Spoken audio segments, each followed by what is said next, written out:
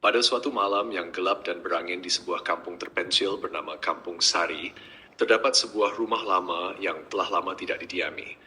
Rumah tersebut terkenal seram dan banyak cerita-cerita menyeramkan yang mengelilinginya. Dikatakan bahwa rumah itu pernah menjadi saksi kepada pembunuhan tragis sekeluarga yang sehingga kini masih menjadi misteri. Orang kampung sering bercerita tentang suara-suara aneh dan bayangan-bayangan misteri yang sering terlihat di sekitar rumah itu, terutama ketika malam menjelang. Di kampung tersebut tinggal seorang pemuda bernama Amir. Dia adalah seorang pemuda yang berani dan tidak percaya pada cerita-cerita hantu. Bagi Amir, semua cerita seram itu hanyalah khayalan penduduk kampung yang terlalu percaya kepada perkara-perkara tahyul. Pada suatu malam, Amir memutuskan untuk membuktikan bahwa cerita tentang rumah lama itu hanyalah mitos belaka.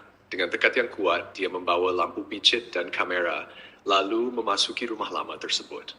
Sebaik sahaja Amir melangkah masuk ke dalam rumah, suasana bertukar menjadi amat menyeramkan. Udara terasa dingin dan bau busuk menyengat hidungnya.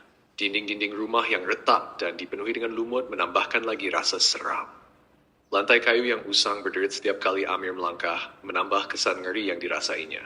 Namun, Amir memberanikan diri untuk melangkah lebih jauh ke dalam rumah itu. Tiba-tiba, Amir mendengar bunyi langkah kaki di lantai atas. Degupan jantungnya semakin laju. Dia coba meyakinkan dirinya bahwa bunyi itu mungkin datang daripada tikus atau kucing. Namun, langkah kaki itu semakin kuat dan jelas. Dengan penuh keberanian, Amir menaiki tangga menuju ke tingkat atas. Di tingkat atas, Amir menemui sebuah bilik yang pintunya sedikit terbuka. Dia membuka pintu itu perlahan-lahan dan mendapati bilik tersebut gelap dan suram. Ketika dia menyuluh ke dalam bilik dengan lampu picit, Amir melihat sesuatu yang membuatkan darahnya berderau. Di sudut bilik terdapat seorang wanita tua dengan mata yang merah menyala, memandang tajam ke arahnya. Amir terasa tubuhnya kaku dan tidak mampu bergerak.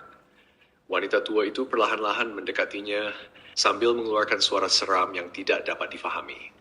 Amir coba untuk menjerit, tetapi suaranya tidak keluar. Dengan sisa-sisa keberaniannya, Amir berlari menuruni tangga dan keluar dari rumah itu secepat mungkin.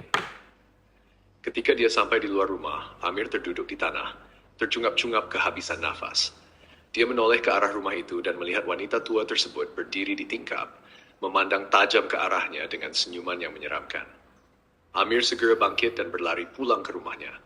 Malam itu, Amir tidak dapat tidur, terganggu oleh bayangan wanita tua yang terus menghantui pikirannya. Keesokan harinya, Amir menceritakan pengalamannya kepada kawan-kawannya. Pada mulanya, mereka tidak percaya dengan cerita Amir. Namun, melihat wajah Amir yang pucat dan ketakutan, mereka mula mempercayai bahwa sesuatu yang aneh telah berlaku di rumah tua itu. Salah seorang kawan Amir, Faiz, mencadangkan agar mereka pergi menemui Pak Saleh, seorang orang tua di kampung yang terkenal dengan ilmu kebatinannya. Pak Saleh adalah seorang lelaki yang berumur 70-an, tetapi masih kuat dan bijaksana. Dia telah lama tinggal di Kampung Sari dan mengetahui banyak kisah lama yang berkaitan dengan kampung tersebut. Setelah mendengar cerita Amir, Pak Saleh mengangguk perlahan. Dia memberitahu mereka bahwa rumah tua itu memang berhantu dan sejarahnya sangat gelap. Menurut Pak Saleh, rumah itu dahulunya dimiliki oleh seorang lelaki kaya bernama Datuk Harun. Datuk Harun tinggal di rumah itu bersama istri dan anak-anaknya. Pada suatu malam, berlaku satu tragedi yang mengerikan. Istri dan anak-anak Datuk Harun ditemui mati dalam keadaan yang sangat mengerikan, manakala Datuk Harun hilang tanpa jejak. Penduduk kampung percaya bahawa roh istri dan anak-anak Datuk Harun masih menghantui rumah itu, mencari keadilan atas kematian mereka yang tragis. Pak Saleh menawarkan untuk membantu Amir dan kawan-kawannya dengan mengadakan upacara pemujaan roh. Dia berharap dapat menenangkan roh-roh yang bergentayangan di rumah itu dan mungkin menemui jawaban kepada misteri yang selama ini menyelubungi rumah tersebut. Amir dan kawan-kawannya bersetuju dan bersiap sedia untuk upacara tersebut. Pada malam yang telah ditetapkan, Amir, Faiz, dan beberapa kawan mereka berkumpul di rumah Pak Saleh. Mereka membawa barang-barang yang diperlukan untuk upacara tersebut, termasuk lilin, kemenyan, dan beberapa azimat yang diberikan oleh Pak Saleh. Mereka menuju ke rumah tua itu dengan perasaan bercampur baur antara takut dan berdebar. Setibanya mereka di rumah tua, Pak Saleh mula menyiapkan tempat untuk upacara. Dia menyalakan lilin dan kemenyan sambil membaca mantra-mantra dalam bahasa yang tidak difahami oleh Amir dan kawan-kawannya. Asap kemenyan memenuhi ruang tamu rumah itu, memberikan suasana yang semakin menyeramkan. Pak Saleh meminta mereka duduk dalam bulatan dan memegang tangan satu sama lain. Dengan suara yang perlahan tetapi tegas, Pak Saleh mula memanggil roh-roh yang menghuni rumah itu. Pada mulanya, tidak ada apa-apa yang berlaku. Namun, semakin lama mantra dibaca, suasana di dalam rumah itu semakin berubah. Angin dingin mula bertiup membuatkan lilin-lilin bergoyang. Suara-suara aneh mula kedengaran, seolah-olah ada seseorang yang berbisik-bisik di telinga mereka. Tiba-tiba, salah seorang kawan Amir, Syafiq, menjerit kesakitan. Tangannya mencengkam kuat lengan Amir, matanya terbelalak dan wajahnya pucat. Amir melihat ada tanda lebam di leher Syafiq, seolah-olah ada tangan yang mencengkam kuat lehernya. Pak Saleh segera menghentikan upacara dan membaca mantra perlindungan. Syafiq terkulai lemah, tetapi masih bernyawa. Pak Saleh memberitahu mereka bahawa roh-roh di rumah itu sangat marah dan tidak tenang. Dia meminta mereka untuk segera meninggalkan rumah itu dan tidak kembali lagi. Pak Saleh juga berpesan agar mereka melakukan solat dan berdoa untuk keselamatan mereka.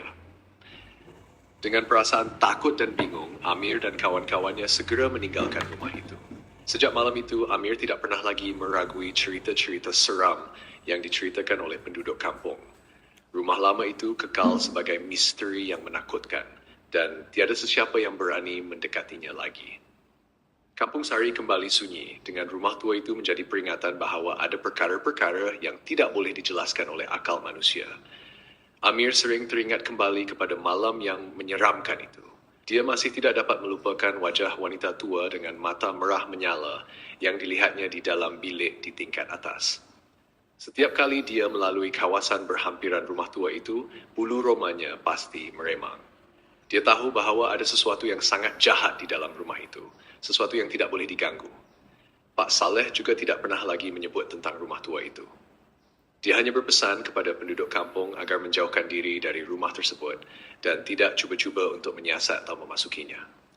Penduduk kampung menghormati nasihat Pak Saleh dan rumah tua itu kekal sunyi dan tidak berpenghuni. Namun, kisah tentang rumah tua itu terus hidup dalam kalangan penduduk Kampung Sari.